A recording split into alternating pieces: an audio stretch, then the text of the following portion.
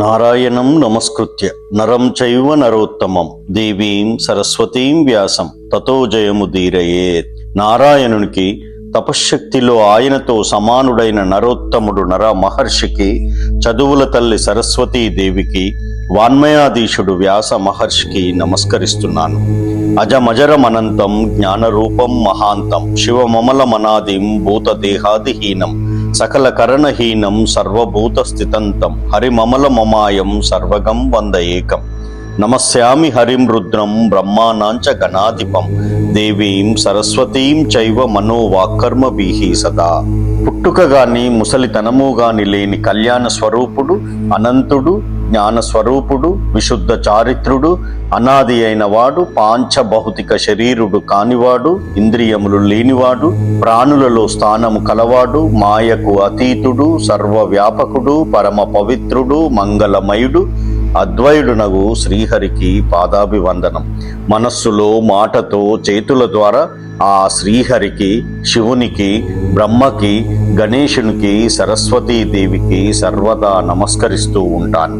ఇంతకు ముందు భాగంలో ఆ పక్షీంద్రుడు విష్ణు భగవానుణ్ణి గరుడ పురాణంలోని ప్రేతకల్పంలోని మొదటి అధ్యాయంలో అడిగిన ప్రశ్నలకు రెండవ అధ్యాయం నుంచి విష్ణు భగవానుడు సమాధానాలు చెప్పడం జరిగింది. ఆ సమాధానాలను సూత మహర్షి ద్వారా మనము తెలుసుకుందాము.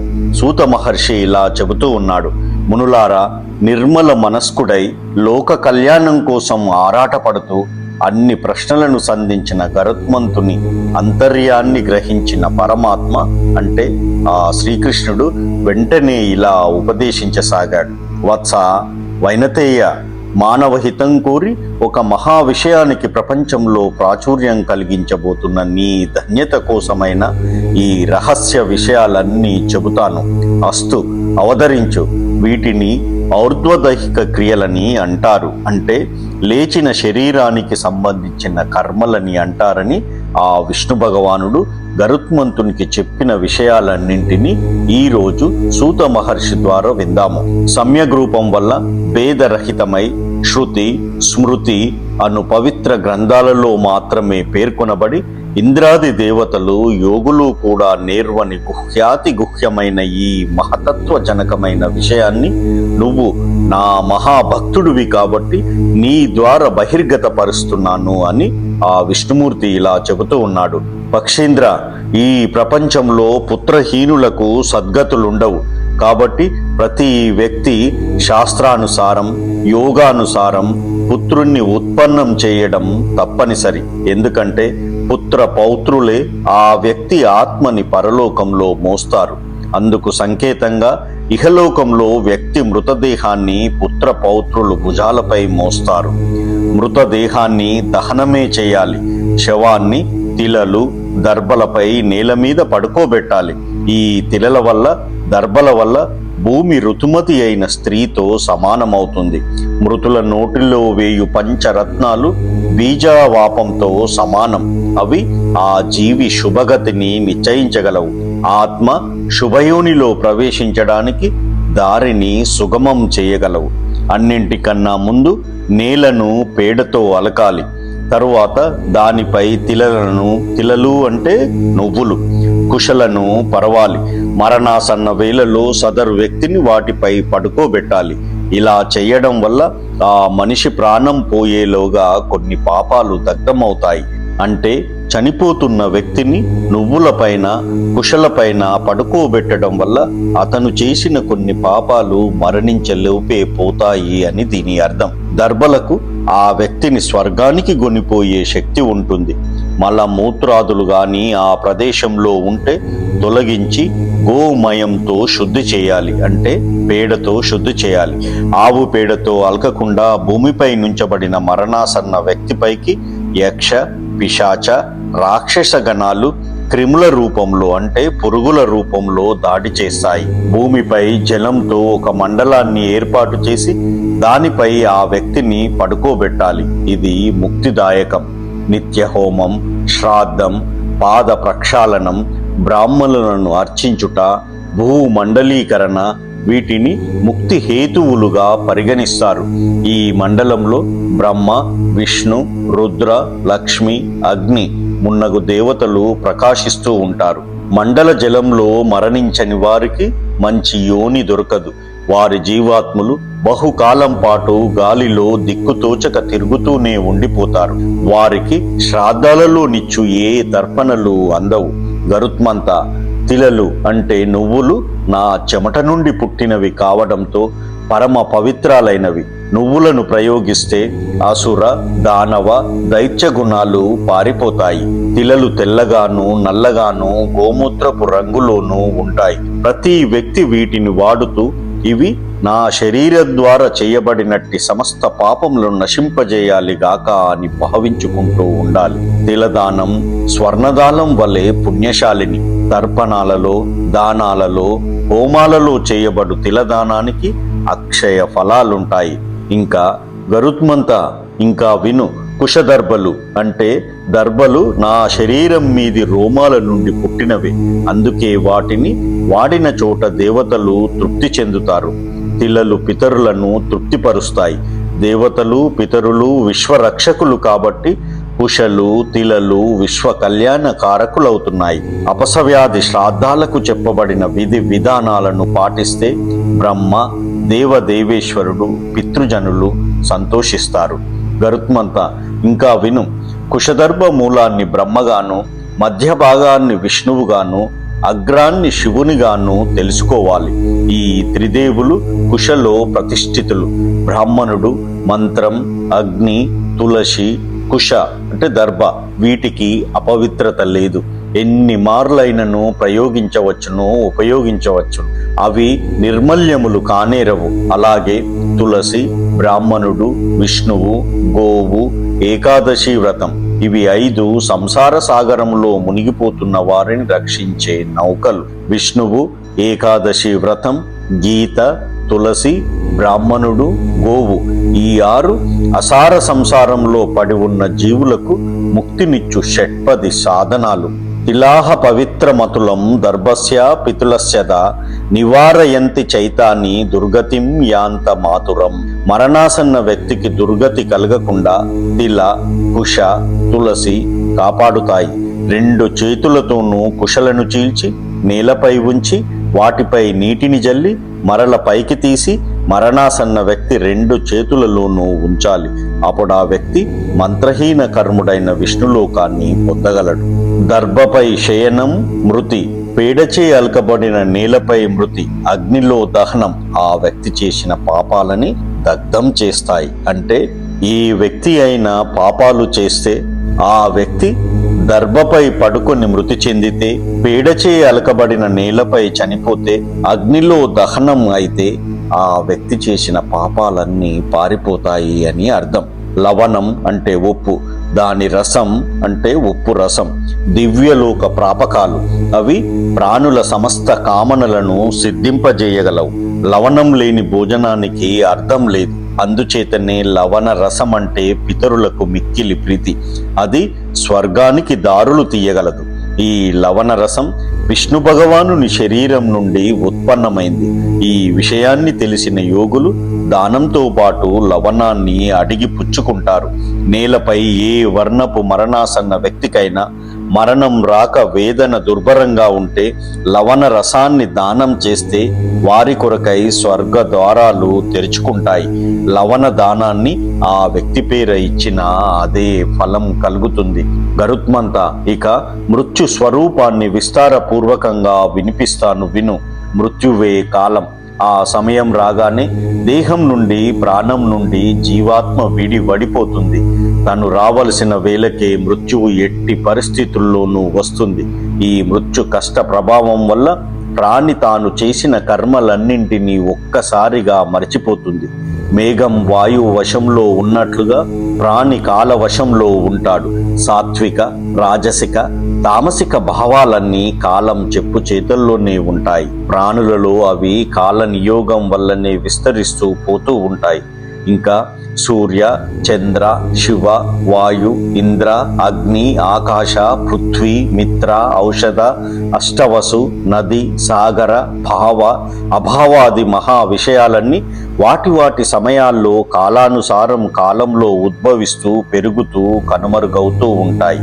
మృత్యువు సాధారణ వ్యక్తులకు ఎలా వస్తుందో చూడు. దానికి ముందే దైవయోగం వల్ల రోగం వస్తుంది. ఇంద్రియాలు వికలమైపోయి బలము, ఓజస్సు, వేగము శిథిలమైపోతాయి. 1,000,000 తేళ్లు ఒకేసారి కుట్టినంత బాధ కలుగుతుంది గరుత్మంత. ఇంకా మెల్లగా చైతన్యం తగ్గుతూ ఉంటే జడత్వం పెరుగుతూ ఉంటుంది. యమదూతలు మృతి చెందుతున్న వ్యక్తికి కనిపిస్తారు, వచ్చి పక్కనే నిలబడతారు. శరీరంలో ప్రాణం ఎక్కడ దాక్కుందో వారికి సులువుగా తెలిసిపోతుంది. వారు దానిని గేలంతో లాగడం మొదలు పెడతారు. అప్పుడు ప్రాణం అతి బలవంతం మీద కంఠం దాకా వచ్చి మొరాయిస్తూ ఉంటుంది. ఈ పెనుగులాటులో మనిషి ముఖం వికృతంగా తయారవుతుంది. నోటి నుండి నొరగ వెలువడుతుంది. ముక్కు నుండి ద్రవం కారుతుంది. తరువాత ప్రాణం హాహా కారాలు చేస్తూ అహంకార మమకారాలను ఇంకా వదులుకోలేక యమదూతల బలానికి లొంగి బయటకు పోతుంది.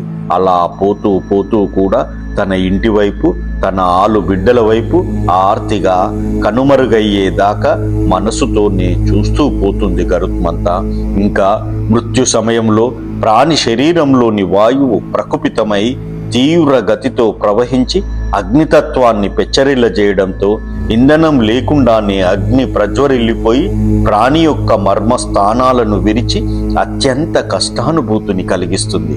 అదే భక్తజనులకు, భోగాలపై ఆసక్తి లేని వారికి ఆ వాయువు ప్రశాంతంగా పైకి ప్రవహించి నిర్గమిస్తుంది.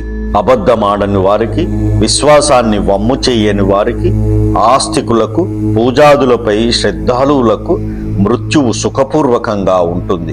కామానికి లొంగకుండా, ఈర్ష్యాద్వేషాలను పెంచకుండా త్రుంచుటలో విజయులై స్వధర్మాన్ని జీవిత పర్యంతము నిర్వహించి సదాచారులుగా, సౌమ్యులుగా జీవించిన వారిని మృత్యువే మాత్రమో బాధింపకుండా మృదువుగా, సుఖంగా గొనిపోతుంది. మోహంలో, అజ్ఞానంలో దేశాన్ని గిరవాటేసి తాము బాగుపడడం కోసం కొందరు ఆ మోహ అజ్ఞానాలచే జనాలకు ఉపదేశిస్తారు. అలాంటి వారు మృత్యు సమయంలో భయంకరమైన చిక్కటి కనులు పొడుచుకున్నా, ఏమీ కనబడని చీకటి గుయ్యారంలో పడి కొట్టుకుంటున్న అనుభూతిని పొందుతూ చస్తారు. అబద్ధపు సాక్ష్యాలనెచ్చువారు, అసత్యవాదులు, విశ్వాసఘాతకులు, వేద నిందకులు మూర్ఛ రూపంలో మృత్యువు నొందుతారు. వారికి యమదూతలు లాటి, సమ్మెట, ఇనుప గదలను ధరించి వాటిని జలిపిస్తూ దర్శనమిస్తారు. వారు దుర్గంధాన్ని వెదజల్లుతూ పరమ భయంకరంగా ఉంటారు. వారిని చూడగానే మూర్ఛ తేలిపోయి విపరీతమైన భయం వేసి ఒళ్ళంతా వణికిపోతుండగా ఈ ప్రాణులు తమ రక్షణకై రమ్మని ఆక్రందిస్తూ తల్లిదండ్రులను, పుత్రులను అరచి అరచి పిలుస్తారు. కానీ గొంతు పెగలదు, మాట పైకి వినబడదు. ఎంత గింజుకు చచ్చినా శబ్దం రాదు. ఇతరులకు వీరు మూర్ఛపోతులుగానే కనిపిస్తూ ఉంటారు. తటాలున కనులు తెరుచుకుంటాయి. అవి గుండ్రంగా, భయంకరంగా, వికృతంగా కదులుతూ ఉంటాయి. ఎగవూపిరి వస్తూ ఉంటుంది. ముఖం పొడి పొడిగా అయిపోయి భరింపరాని వేదన పడుతూ మృతులవుతారు. వారి శరీరాన్ని చూడడానికి కూడా ఆత్మీయులే ఇష్టపడరు గరుత్మంత. ఇక నీ రెండవ ప్రశ్నకు సమాధానం విను. భూలోకంలోని జీవాలన్నీ పూర్వజన్మలలోని కర్మ ఫలాలను భోగిస్తూ భ్రమిస్తుంటాయి. దేవ, అసుర, యక్షాది యోనులలో సుఖాలను భోగించడానికే పుడతారు. మనుష్య, పశు, పక్షాది యోనులలో పుట్టుక దుఃఖమయ జీవనానికి ప్రారంభం. ఓ ఖగేశ్వర, ముందలి జన్మలన్నీ వెనుకటి జన్మలతో బంధితాలై ఉంటాయి. అప్పట్లో చేసిన పాప పుణ్యాల ఫలాలలో తారతమ్యాలే ఇప్పట్లో వీరనుభవించే కష్ట సుఖాలు. దీనిని కర్మ విపాకమనవచ్చును. ఒక జన్మలోని మహాపాపాలకి నరకంలో శిక్షను అనుభవించి కూడా మరు జన్మలో ఆ పాపానికి తగిన యోనిలో జన్మిస్తారు. ఈ జన్మంలో పుణ్యం చేస్తే కథ మారవచ్చు. ఓ గరుత్మంత, ఓ పక్షేంద్ర, ఇంకా ఏ పాపానికి ఏ జన్మ వస్తుందో చెబుతాను వినవయ్యా. భయపడవు కదా? అయితే విను. బ్రాహ్మణుని గాయపరిస్తే ఒక క్రిమి, కీటక, పురుగులుగా పుడతారు. బ్రహ్మహత్య చేయడం వల్ల చెండాల, క్షయరోగిగా, గోహత్య చేయడం వల్ల చెండాలునిగా, మరుగుజ్జుగా పుడతారు. కన్యను హత్య చేయడం వల్ల చెండాలునిగా, కుష్ఠురోగిగా, స్త్రీ హత్య, గర్భపాతం చేయడం వల్ల నిత్య రోగిగా పుడతారు. స్వగోత్ర స్త్రీ సంపర్కం చేయడం వల్ల నపుంసకునిగా పుడతారు. గురుపత్ని గమనం వల్ల దీపం పురుగుగా, ఒక పురుగుగా, క్రిమిగా, గడ్డిగా, లతగా, దుబ్బుగా పుడతారు. బ్రాహ్మణుడై మాంసభక్షణ చేయడం వల్ల అతిరక్ష అనే కుష్ఠవ్యాధితో పుడతారు. బ్రాహ్మణుడై మద్యపానం చేయడం వల్ల వక్రునిగా, అసిత దంతాలు కలవానిగా పుడతారు. ఇతరులకు పెట్టకుండా మధుర పదార్థాలను తినడం వల్ల గలగండ రోగి కలవానిగా పుట్టడం జరుగుతుంది. బ్రాహ్మణుడై అభక్ష భక్షణం చేయడం వల్ల మహోదర జాడ్యునిగా పుడతారు. శ్రాద్ధంలో అశుచి ఆహారం పెట్టడం వల్ల చిత్రకుష్ఠువు అనే రోగిగా పుడతారు. అబద్ధం సాక్ష్యం చెప్పడం వల్ల మూగవానిగా పుట్టడం జరుగుతుంది. పంక్తిలో వలపక్ష భోజనం చేయడం వల్ల ఒంటికన్ను కలవాడిగా పుడతారు. పెళ్లిని చెడగొట్టే వారికి నిరోష్ఠునిగా పుట్టడం జరుగుతుంది. పుస్తకాలను దొంగిలించేవాడు గుడ్డివానిగా పుడతాడు. గో బ్రాహ్మణులను కాలితో తన్నడం వల్ల కుంటివానిగా, అబద్ధాలు చెప్పేవాళ్ళు నత్తివానిగా, నంగివానిగా, అబద్ధాలను చెప్పించి వినేవాడు చెవిటివానిగా, శివ ధనాపహరణ నిర్మాల్యం వాడకం వల్ల శిష్ణం నొప్పి ఉండేవానిగా, విషం పెట్టేవాళ్ళు జడులుగా, ఉన్మత్తులుగా, ఇల్లు తగులబెట్టిన వాళ్ళు పుట్టుక నుండే బట్టతల కలవానిగా, మాంసం అమ్మేవాళ్ళు కురూపిగా, రత్నాలు దొంగిలించినవాడు హీనత్వం గలవాడిగా, బంగారం దొంగిలించినవాడు ఉప్పిగోళ్ళు గలవాళ్ళిగా, లోహాది చౌర్యం చేసినవాడు నిర్ధనుడిగా, అన్నం దొంగతనం చేసినవాడు ఎలుకగా పుట్టడం జరుగుతుంది. ఇంకా ధాన్యాలను దొంగతనం చేసేవాళ్ళు మిడతలుగా పుడతారు. నీళ్లు దొంగతనం చేసేవాడు చాతక పక్షిగా, కూరలు ఆకుల్ని అపహరించేవాడు నెమలిగా, పరిమళ ద్రవ్యాలను అపహరించేవాడు చుంచుగా, మాంసం దొంగతనం చేసినవాడు గ్రద్దగా, తేనె దొంగతనం చేసేవాడు దోమగా పుట్టడం జరుగుతుంది. గరుత్మంతా వింటున్నావా? ఇంకా ఉప్పు దొంగతనం చేసేవాడు చీమగా, ఫలాలను, పుష్పాలను, పత్రాలను దొంగిలించేవాడు అడవి కోతిగా, చెప్పులు, గడ్డి, దూదిని అపహరించేవాడు మేకగా, దారిదోపిడి ఇంకా వేటగాళ్ళు కటిక ఇంటిలో ఉన్న మేకగా, విషం ద్వారా ఆత్మహత్య చేసుకునేవాడు కొండనల్ల త్రాచుగా, వ్యభిచారం చేసేవాళ్ళు అడవి ఏనుగ్గా పుడతారు. ఇంకా గాయత్రి జపం, సంధ్యోపాసనం మానటం వల్ల కొంగగా, ఎవరూ పిలువకనే భోజనానికి వచ్చేవాడు కాకిగా, గురువును అవమానించేవాడు దట్టమైన అడవిలో బ్రహ్మ రాక్షసిగా, బ్రాహ్మణులను పిలిచి దానం ఇవ్వకపోవడం వల్ల అడవి నక్కగా, మిత్రద్రోహి పర్వతంపై గ్రద్దగా, అమ్మకాలలో మాయ చేసేవాడు గుడ్ల గూబగా, ఆచార నిరసన చేసేవాడు అడవి పావురంగా, సొంత కుటుంబాన్ని ద్వేషించేవాడు పిండ దశలోనే బహుమృతులు, ప్రతిరోజు కలహించే స్త్రీ జలగగా, తాపన స్త్రీపై కామ వికారం గలవాడు పిశాచునిగా, పరపురుషునిపై కోరిక బల్లివలే, కోరికలో భర్తను కాదనేవాళ్ళు రెండు తలల పాముగా, ఈడేరని బాలికతో కామ క్రీడలో పాల్గొనేవాడు అడవిలో కొండ చిలువగా పుడతారు. ఇంకా గురుపత్నిపై కోరిక గలవాడు తొండగా, రాజపత్ని మిత్రుని భార్యపై కోరిక గలవాడు గాడిదగా, దేవలకుడు కోడిగా, అతి కాముకుడు గుర్రంగా, శిలావతి అయిన భార్యను త్యజించేవాడు దరిద్రునిగా, ఇతర బ్రాహ్మణ పత్నితో అక్రమ సంబంధం పెట్టుకున్నవాడు నక్కగా పుట్టడం జరుగుతుంది. ఇంకా గరుత్మంత శయ్యను దొంగిలించేవాడు దరిద్రునిగా, వస్త్రాపహరణం చేసేవాడు దీపం పురుగుగా, మాత్సర్యంతో బాధించేవాడు అంధునిగా, దీపాలను దొంగిలించేవాడు కపాలిగా, పితృనింద చేసేవాడు క్షయరోగిగా, వివాహ విఘ్ను కర్తృత్వం చేసేవాడు మొసలిగా, కూడలిలో మలాది విసర్జన చేసేవాడు అపశూద్రునిగా, కన్యపై అపవాదు చేసేవాడు నపుంసకునిగా పుట్టడం జరుగుతుంది. ఇంకా గరుత్మంత పక్షిరాజా, వేదాన్ని అమ్మి అన్యాయం చేసేవాడు పులిగా, అయాజ్ఞయజ్ఞం చేసేవాడు ఆడు పందిగా, అడవులను తగులబెట్టేవాడు మినుగురు పురుగుగా, దాతకిష్టం లేకున్నా ఒత్తిడితో ఇప్పించేవాడు ఎద్దుగా, ఎవరికీ పెట్టకుండా భుజించడం వల్ల గొడ్రాలుగా సంతానహీనులుగా పుట్టడం జరుగుతుంది. గృహాదులకు నిప్పు పెట్టేవాడు కుష్టు రోగిగా, పాలను దొంగిలించేవాడు కొంగగా, బ్రాహ్మణునికి పాసిపోయిన అన్నం పెట్టేవాడు గూనివానిగా, అసత్యంగా నిందలేసేవాడు తాబేలుగా, బ్రాహ్మణుడయ్యుండి శూద్రను పెండ్లాడేవాడు తోడేలుగా, జల ప్రవాహాన్ని పాడు చేసేవాడు చేపగా, హరికథను కథకుని నిందించేవాడు కర్ణ రోగిగా, అంటే చెవులకు ఎప్పుడు ఏదో ఒక రోగం ఉండేవానిగా పుట్టడం జరుగుతుంది. నోటికాడి కోటిని లాగివేసేవానికి మందబుద్ధిగా, దంభాలు చెప్పుకునేవాడు గజచర్మ రోగిగా పుట్టడం జరుగుతుంది. గరుత్మంత, పక్షిరాజా, ఇంకా ఈ పాపాలను చేసే స్త్రీలు వచ్చే జన్మలో పురుష జన్మ నెత్తకపోతే ఈ పాపులకే పత్నులుగా జన్మిస్తారు. ఓయి కగపతి, మిగిలిన పాపాలకు నరకాన్ని అనుభవించి మరల పుడమిపై అంటే భూమిపై పడినప్పుడు పైన చెప్పిన జన్మలెత్తుతారని తెలుసుకోవాలి. ఈ జగత్తులో ఎన్ని ద్రవ్య రూపాలున్నాయో అన్ని విభిన్న ప్రాణజాతులు ఉన్నాయి. కాబట్టి పాపానికి దూరంగా పోతూ వీలైనన్ని పుణ్య కార్యాలనే చేస్తూ బ్రతికే మనిషి ఇక్కడ అక్కడ ఎప్పుడూ సుఖపడడం జరుగుతూ ఉంటుంది.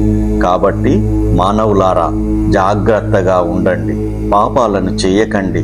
దీనితో గరుడ పురాణంలోని 2వ అధ్యాయము సమాప్తము. తరువాయి భాగంలో అంటే ప్రేతకల్పంలోని 3వ అధ్యాయంలో నరక స్వరూపము అంటే నరకాలు ఎలా ఉంటాయి, ఎన్ని రకాలు, అక్కడ జీవులు ఏ విధంగా యాతనలు పడతారు, ఇవన్నీ వివరంగా తెలుసుకుందాము. ఓం నమో భగవతే వాసుదేవాయ. ఓం నమో భగవతే వాసుదేవాయ. ఓం నమో భగవతే వాసుదేవాయ. జై శ్రీమన్నారాయణ.